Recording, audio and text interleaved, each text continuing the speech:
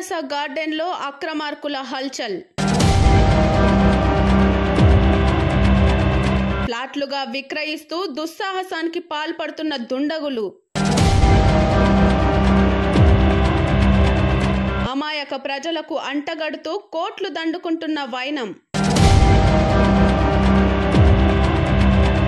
పరిరక్షించాల్సిన అధికారులు పావులుగా మారుతున్నారా?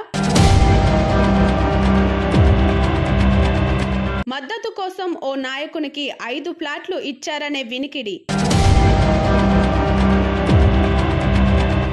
రిజిస్ట్రేషన్ భూమి తరహాలో అక్రమ లేఅవుట్ల తయారీ.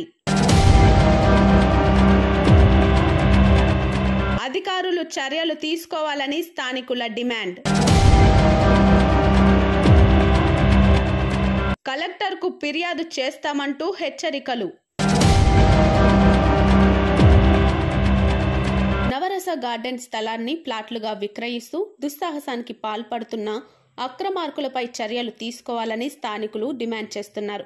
గత 40 సంవత్సరాల క్రితం నుండి జవహర్ నగర్ ప్రాంతంలో ఎంతో పేరుగాంచిన నవరస గార్డెన్ స్థలం నేడు కోట్ల విలువ చేసే స్థలంగా మారటంతో ఫ్లాట్ల విక్రయాలకు పాల్పడుతూ కోట్లు దండుకోవడమే ఏకైక లక్ష్యంగా సులువుగా వచ్చే సంపాదన కోసం చట్టవిరుద్ధ కార్యకలాపాలకు పాల్పడే కొందరు అక్రమార్కులు నేడు నవరస గార్డెన్ స్థలాన్ని రిజిస్ట్రేషన్ భూమి తరహాలో ఫ్లాట్లుగా విభజించి ఒక్కొక్క ఫ్లాట్ను 30 లక్షల వరకు విక్రయించేందుకు అక్రమ లేఅవుట్ను తయారు చేసి ఫ్లాట్ల విక్రయాలకు పాల్పడుతూ చట్టానికి సవాల్ విసురుతున్న ఈ అక్రమార్కులపై అధికారులు చట్టపరమైన చర్యలు తీసుకోవాలని విజ్ఞప్తి చేస్తున్నారు.